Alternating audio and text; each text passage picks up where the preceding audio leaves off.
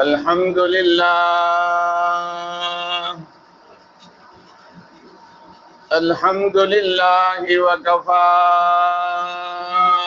والصلاة والسلام على سيد الرسل والصلاة والسلام على سيد الرسل وخاتم الأنبياء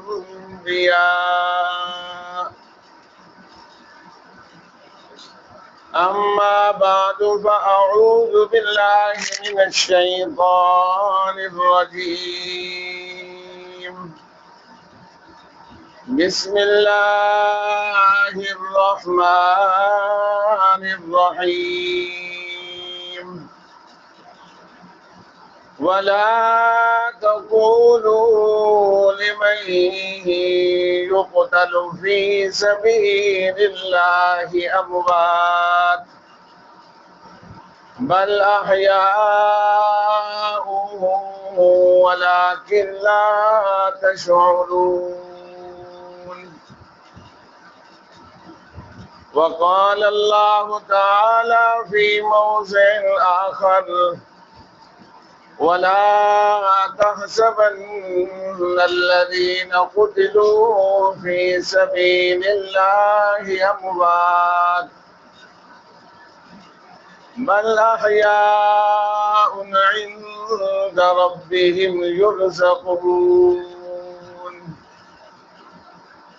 وقال النبي صلى الله تعالى عليه وسلم سيدا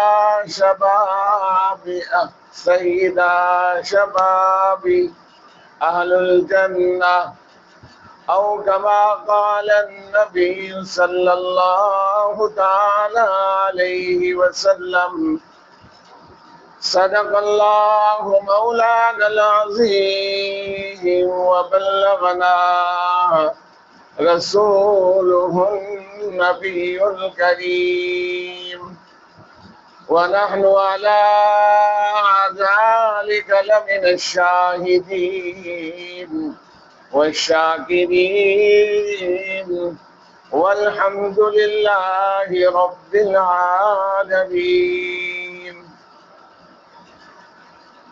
سامعین محترم، محرم الحرام کا مہینہ چل رہا ہے. اس کے اندر سیدنا حسین ابن علی رضی اللہ تعالی عنہ کی شہادت کو بیان کیا جاتا ہے. گزشتہ جمعے کے اندر سیدنا حسین رضی اللہ تعالی عنہ کی شہادت کو خراج عقیدت پیش کیا تھا. آج چند باتیں واقعہ کربلا کے بارے میں گزارش کرنی ہیں. عزیز دوستو، واقعہ کربلا کو سامنے رکھتے ہوئے دشمنان صحابہ سیدنا حسین رضی اللہ تعالی عنہ کی محبت کا اظہار کرتے ہوئے صحابہ اکرام رضوان اللہ تعالی علیہم اجمعین پر تبرہ کرتے ہیں، ان کو برا بھلا کہتے ہیں. عزیز دوستو، اس واقعہ کی حقیقت سمجھیں کہ یہ بات چلتی ہے سیدنا فاروق اعظم رضی اللہ تعالی عنہ کی شہادت سے کہ سیدنا فاروق اعظم رضی اللہ تعالی عنہ کے زمانے کے اندر دین اتنا پھیل گیا تھا کہ وہاں جہاں منافقین کا ٹولہ تھا ایک اور ٹولہ پیدا ہو گیا جس کو سبائی ٹولہ کہا جاتا ہے، جو بظاہر یہ کہتا تھا کہ سیدنا علی رضی اللہ تعالی عنہ کے ساتھ ہیں ہم لوگ. اب یہ جو صحابہ اکرام رضوان اللہ تعالی علیہم اجمعین کا اختلاف ہے، اس کو کہا جاتا ہے مشاجرات صحابہ. مثال کے طور پر سیدنا معاویہ رضی اللہ تعالی عنہ اور سیدنا علی المرتضیٰ رضی اللہ تعالی عنہ کے درمیان جنگ ہوئی ہے، جنگ صفین۔ اب لوگ سیدنا علی رضی اللہ تعالی عنہ کی محبت کے اندر سیدنا معاویہ رضی اللہ تعالی عنہ کو برا بھلا کہتے ہیں۔ اسی طرح سیدنا عائشہ صدیقہ رضی اللہ تعالی عنہ کی جنگ ہوئی ہے سیدنا علی المرتضیٰ رضی اللہ تعالی عنہ سے، جس کو جنگ جمل کہا جاتا ہے۔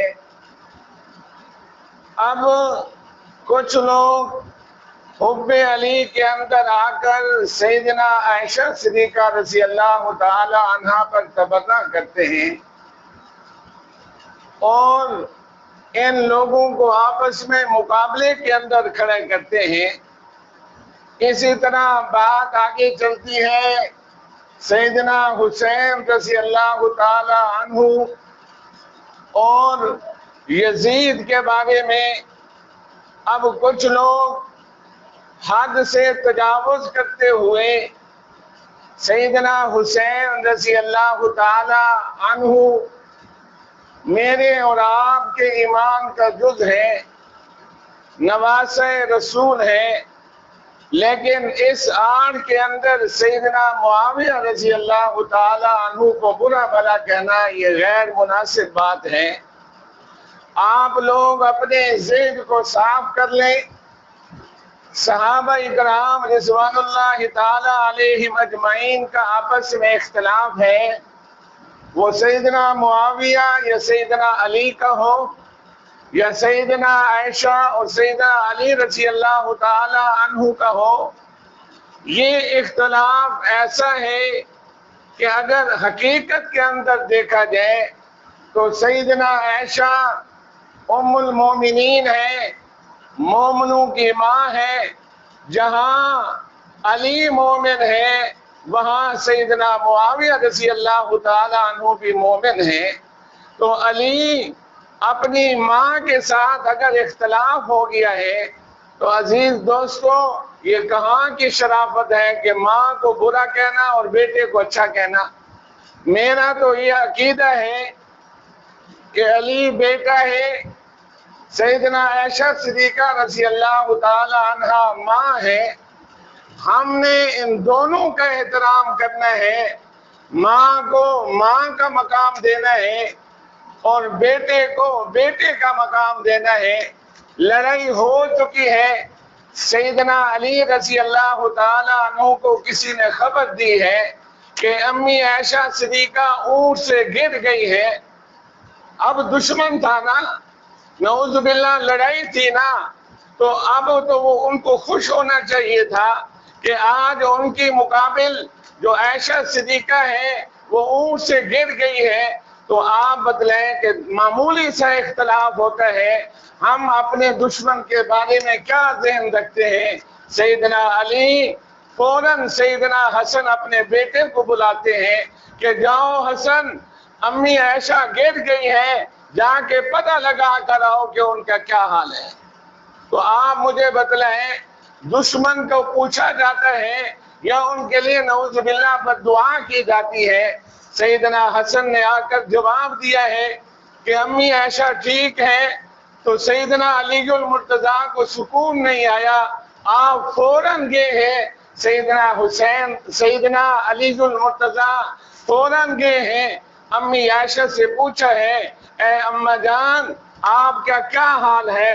وہ کہتی ہیں کہ بیٹا میں گر گئی ہوں لیکن الحمدللہ اللہ نے میری حفاظت کی ہے۔ تو اب امی عائشہ کی بات سنو، اللہ وہ کہتے ہیں سیدنا علی المرتضیٰ کہتے ہیں اے امی جی آپ اس جنگ کے اندر کیوں آئی تھی؟ اس آپس میں بات چیت ہو رہی ہے۔ امی عائشہ کہتی ہے اللہ آپ کی بخشش کرے۔ علی المرتضیٰ کہتے ہیں اللہ میری امی کی بخشش کرے۔ یہ محبت و پیار تھا یا جو دشمنی تھی؟ آگے چلیے، سیدنا معاویہ اور سیدنا علی المرتضیٰ رضی اللہ تعالی عنہ کے درمیان جنگ صفین ہوئی ہے، اور انجام کار کے اعتبار سے دیکھو کہ سیدنا معاویہ رضی اللہ تعالی عنہ کے پاس ایک آدمی آتا ہے، وہ مسئلہ پوچھتا ہے۔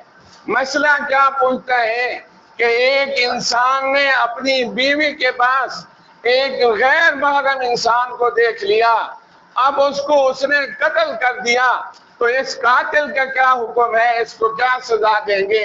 سیدنا معاویہ رضی اللہ تعالی عنہ کے پاس یہ مسئلہ آیا، آپ نے سوچ و بچار کیا، سوچ و بچار کرنے کے بعد ان کے پاس سمجھ نہ آئی، جنگ ہو چکی ہے، ادھر سے بھی ہزاروں لوگ قتل ہو چکے ہیں، ادھر سے بھی ہزاروں لوگ قتل ہو چکے ہیں، تو ایک دوسرے کے ساتھ اگر منہ ماری ہو جائے تو انسان دیکھنا پسند نہیں کرتا۔ سیدنا معاویہ نے پیغام بھیجا ہے کہ جاؤ یہ مسئلہ سیدنا علی سے پوچھ کر آؤ۔ جو سیدنا علی المرتضیٰ فیصلہ سناتے ہیں وہی فیصلہ سیدنا معاویہ رضی اللہ تعالیٰ عنہ فرماتے ہیں۔ تو میرے دوستو، ان کے درمیان جنگ و جدال ہو چکا ہے، لیکن دل کے اندر ان کی محبت ہے، دل کے اندر پیار ہے، اس کو کہا جاتا ہے مشاجرات صحابہ۔ آگے چلیے اپنے موضوع کی طرف۔ سیدنا سیدنا طلحہ ابن سبا نے ایک مشاورت کی کہ 3 لوگ ایسے ہیں اگر ان کو قتل کر دیا جائے تو اسلام ختم ہو سکتا ہے۔ طلحہ ابن سبا نے 3 لوگوں کو مقرر کیا، ایک ہی وقت میں سیدنا علی المرتضیٰ کو، سیدنا معاویہ کو، سیدنا عمر بن عاص کو قتل کر دیا جائے۔ اب تینوں نے صبح کی نماز کے اندر حملہ کیا ہے۔ سیدنا علی المرتضیٰ رضی اللہ تعالی عنہ کی شہادت ہو گئی ہے۔ سیدنا عمر بن عاص اس دن صبح کی نماز پڑھانے نہیں ہے، ان کا جو نائب تھا وہ قتل ہو گیا ہے۔ سیدنا معاویہ رضی اللہ تعالی عنہ کے پاس فورس اتنی تھی، ان کا نظام اتنا تھا کہ وہ حملہ کرنے والے ناکام ہو گئے ہیں۔ تو اللہ کا کرنا ایسا ہوا کہ سیدنا علی المرتضیٰ کی شہادت ہوگی۔ سیدنا معاویہ، سیدنا عمر بن عاص، یہ 2 لوگ بچ گئے ہیں، اور اس کے بعد سیدنا حسن رضی اللہ تعالی عنہ کی خلافت آ گئی ہے۔ سیدنا حسن علی کے بیٹے ہیں۔ سیدنا حسن نے سیدنا معاویہ رضی اللہ تعالی عنہ کے پاس جا کر صلح کرا دی ہے، کیونکہ اللہ کے رسول نے فرمایا تھا یہ میرا بیٹا 2 مومن گروہ کے درمیان صلح کرائے گا۔ صلح ہو گئی ہے۔ سیدنا معاویہ رضی اللہ تعالی عنہ کی خلافت پیدا ہو گئی ہے۔ 10 سال تک، 20 سال تک ان کی حکمرانی رہی ہے۔ 20 سال کے اندر ایک تنکا نہیں ہلا، پورے ملک کے اور اسلامی دولت کے اندر امن و سکون تھا۔ ایک صحابی رسول ہے سیدنا مغیرہ بن شعبہ رضی اللہ تعالی عنہ، یہ وہ صحابی رسول ہیں جنہوں نے حدیبیہ کے مقام پر اللہ کے رسول کے ہاتھ پر بیعت کی تھی، اور یہ بوڑھے صحابی ہیں۔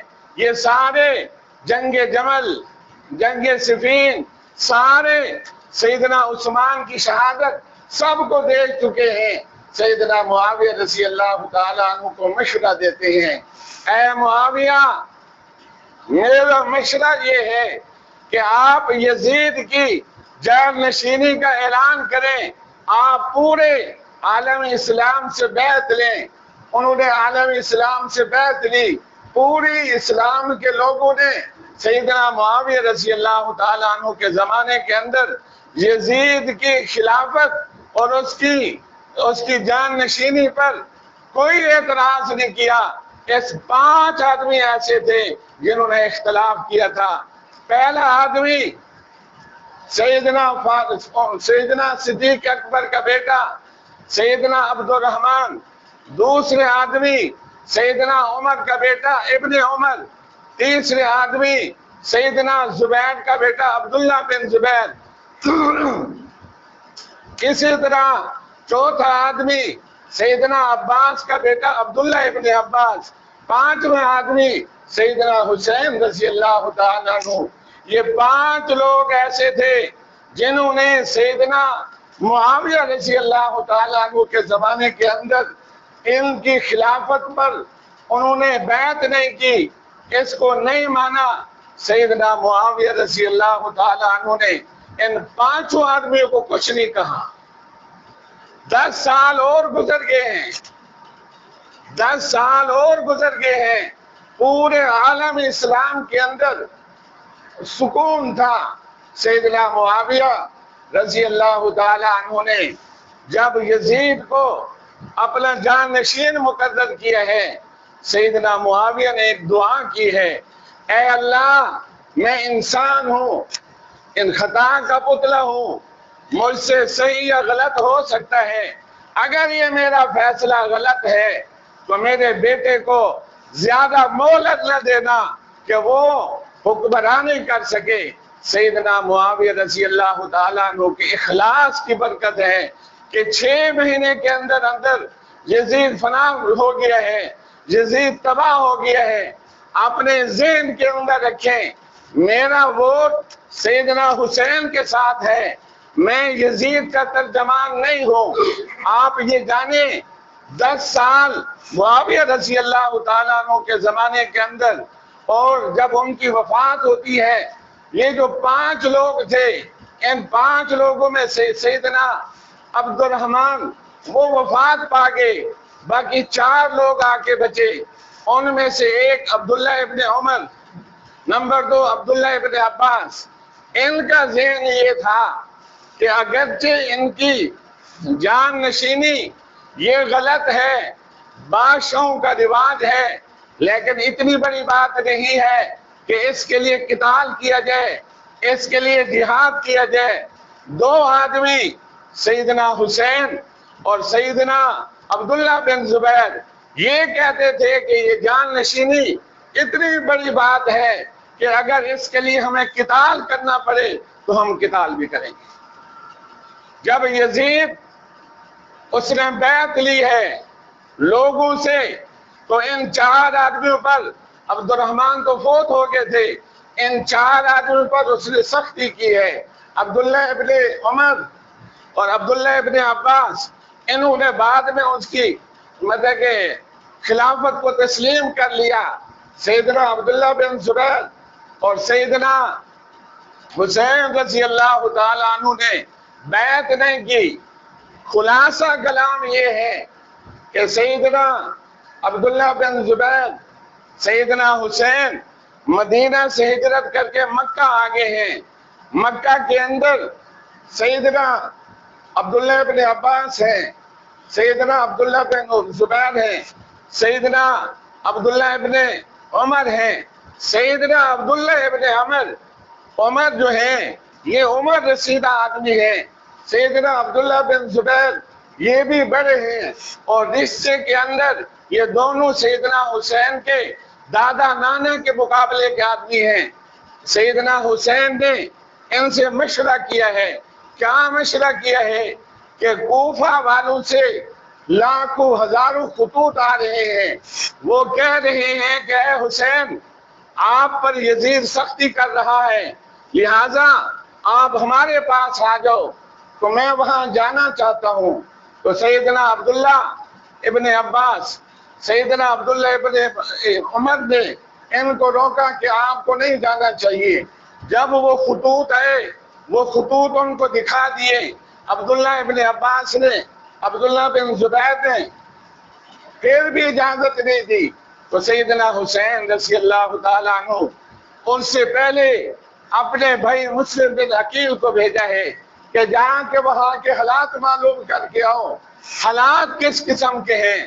کوفہ کے لوگ بے وفا ہیں، کوفہ کے لوگوں نے ہزاروں خط لکھے، جب مسلم بن عقیل گئے ہیں ہزاروں لوگوں نے ان کے ہاتھ پر بیعت کر دی ہے۔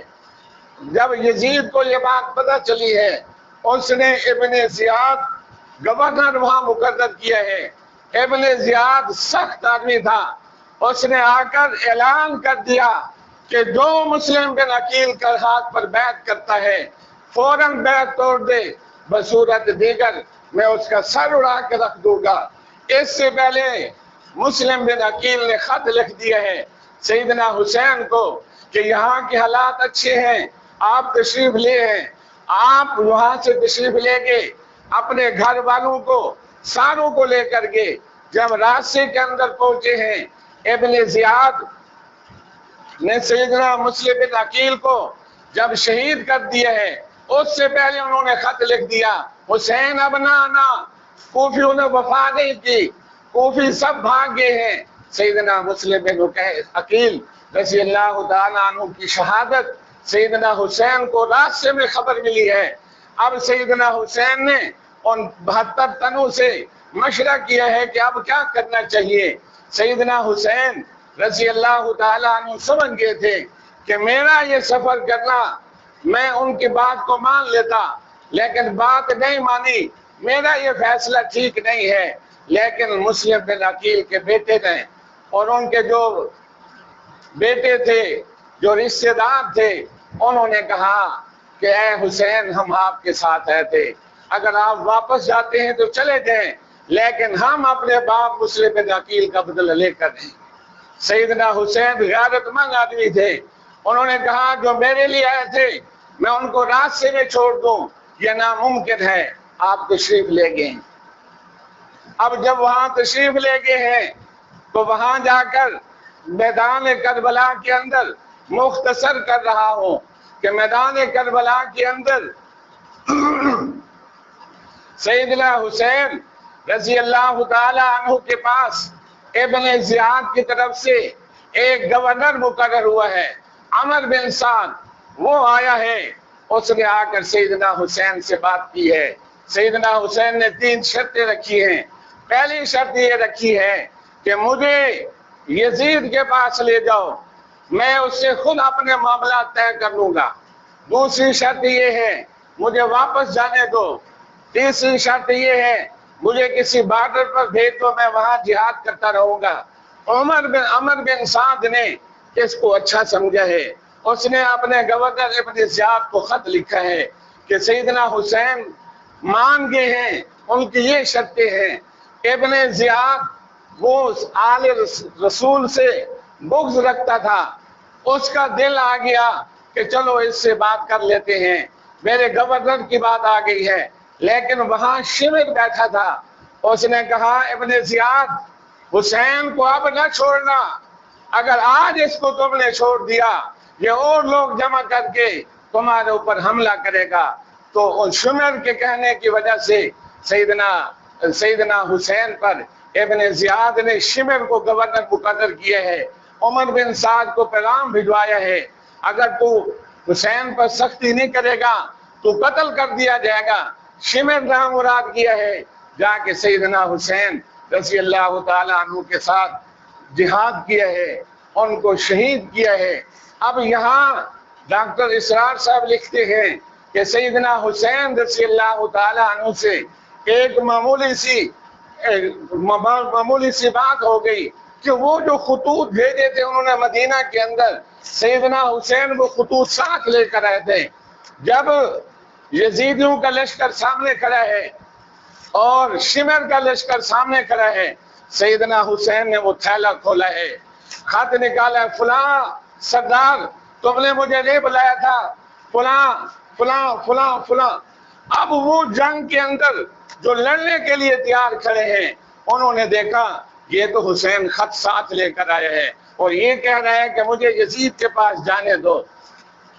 اگر یزید کے پاس چلا گیا تو کیا ہوگا، ہمارا راز فاش ہو جائے گا، ہم تو قتل ہو جائیں گے۔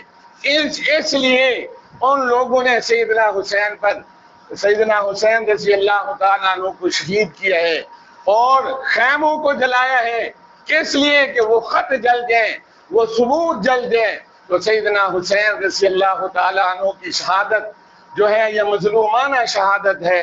یزید کو میں اس لیے بری الذمہ نہیں قرار دیتا کہ یزید نے قاتلان حسین کے ساتھ سختی نہیں کی، بس ایسے معمولی سی بات کرتی برا بھلا کہہ کے جان چھڑا دی.